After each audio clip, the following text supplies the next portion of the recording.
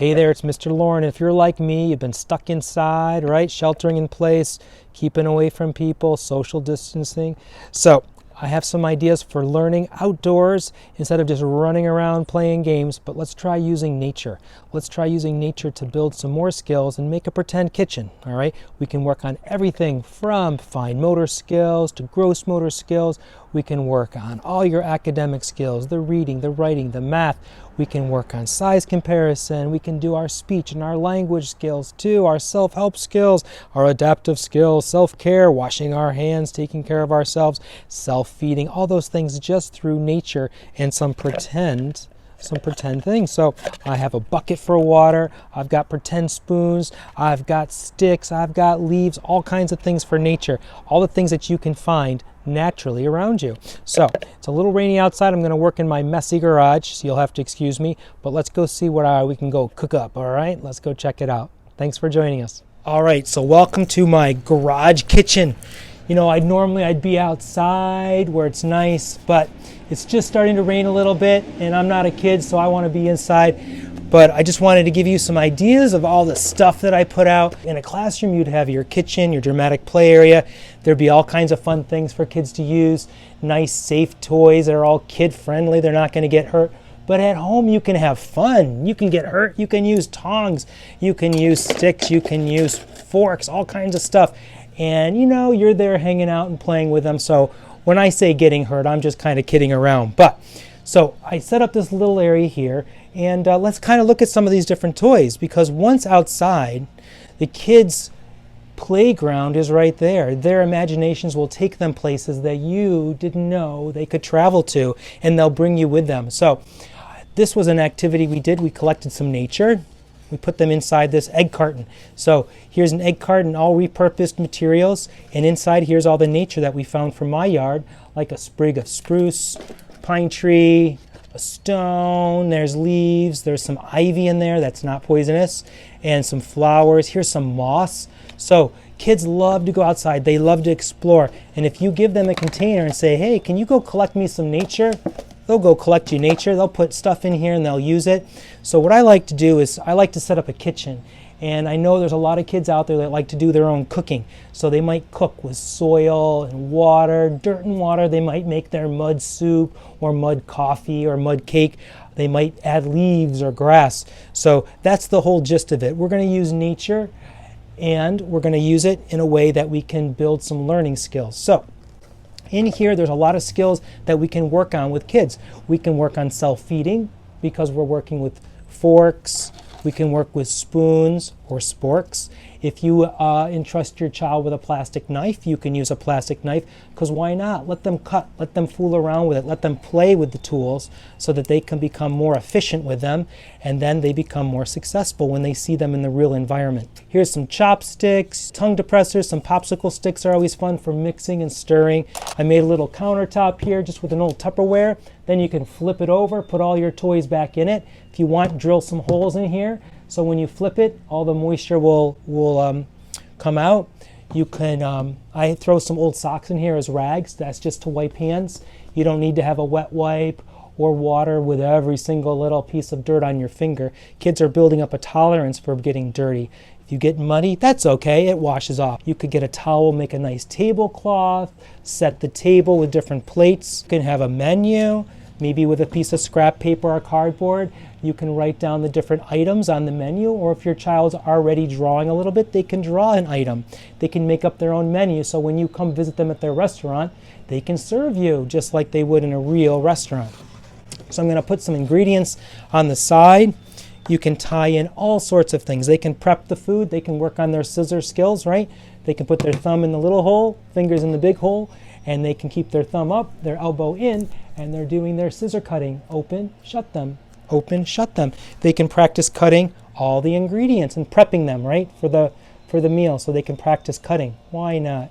Sometimes I like sending kids out with scissors at recess to go cut the grass. It's a great way to practice their scissor skills. So you can look at the Scissor Skills 101 video that I have up on LookLookLearn. That's a great activity for kids to practice with. You can work on some of their tong skills.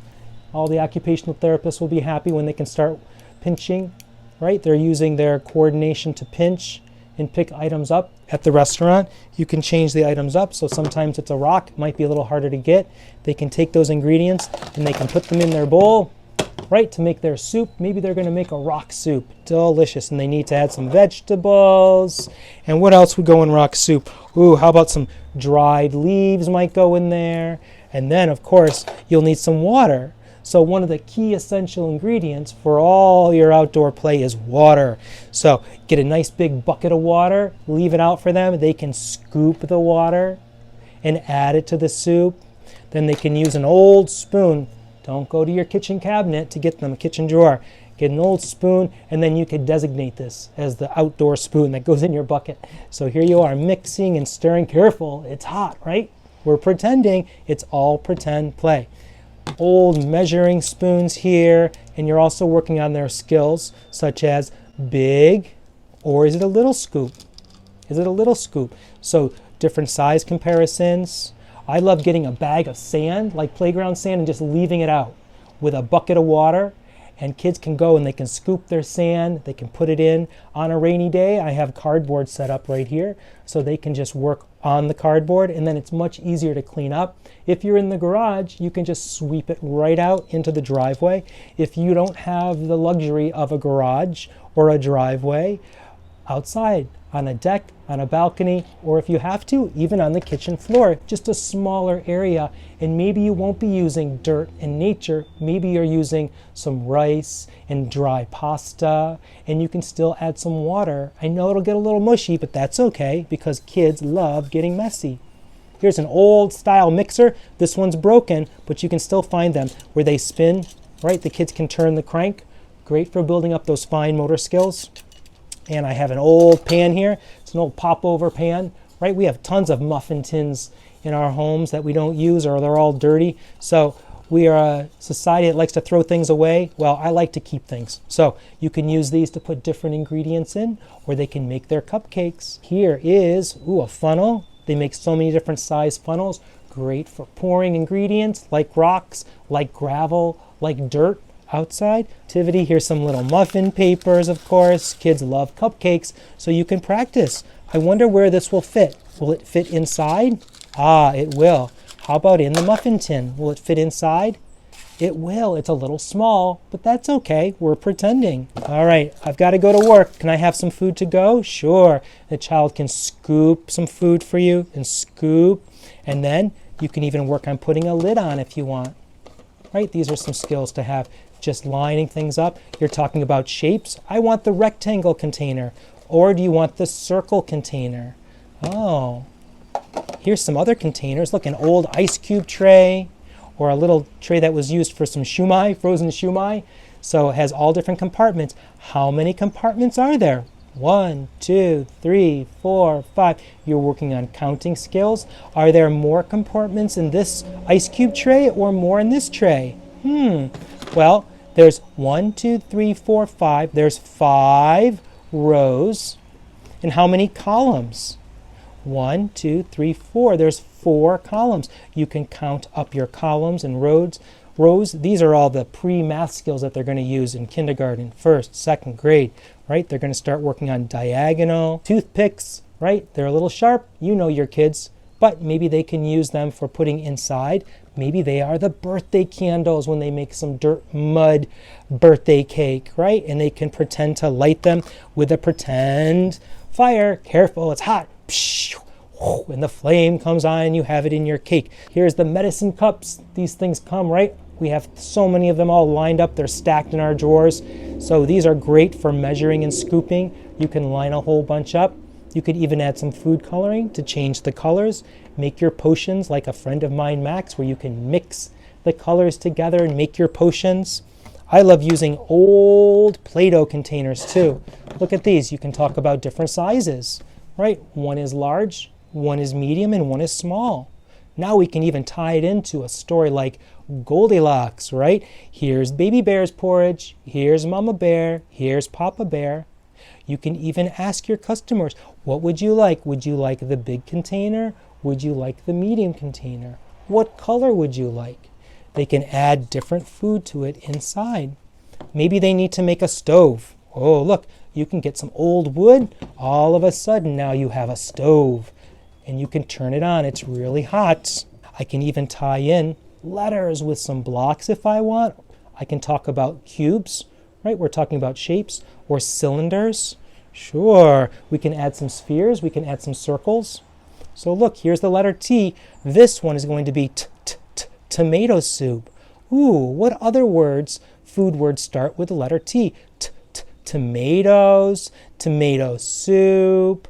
What else? You'll have to think about some more words. Oh, here's some more letters. Ooh, it's very hot, and I'm so hungry. So you can use your cubes to tie in.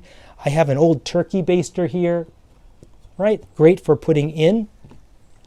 Squeeze, let go, the water goes up like an elevator, and then bring it over and you can fill up your containers, right? You're working on coordinating a child's body parts to work. I love it when kids are working on learning a new skill with their hands, like cutting with a scissor, because what happens is their mouth always goes open, shut, when they're learning how to work on scissors. They're so cute when they're doing that. Sometimes the food's so hot, so we might need a pot holder, right? You can get a pot holder. Kids can work on holding something in the pot holder and moving it around. A little tricky. Sometimes I like to just put a ruler out. I'm not expecting a child to know how to measure things, but it's a great way to introduce skills such as length, numbers. They're all right here naturally, and rulers are things that we see in our environment. Maybe you don't see a wooden ruler as much, but did you ever open up a document on your computer, right? At the top, sometimes there's the margins, so kids are seeing numbers, they're seeing rulers all around them. So we can talk about, how many do you want? Mommy, how many cups of soup do you want? 1, 2, 3, or 4? Oh, you want this number. What's that number? 7. Oh, you want 7 scoops. Here we go. 1, 2, so tying in all that. It's fun to let them be and do their own thing, but it's also fun as a grown-up to listen with your ears and hear what they're doing, what they're saying, what they're playing, and joining them too at play and letting them be in control. I brought out some different animals. It's always fun to make up some meals for your animals. I'm going to move these guys over. Here's my cow from the farm, my sheep, here's my pig, and they're so hungry. Well, let's get them their dishes. I can use these little lids and pretend.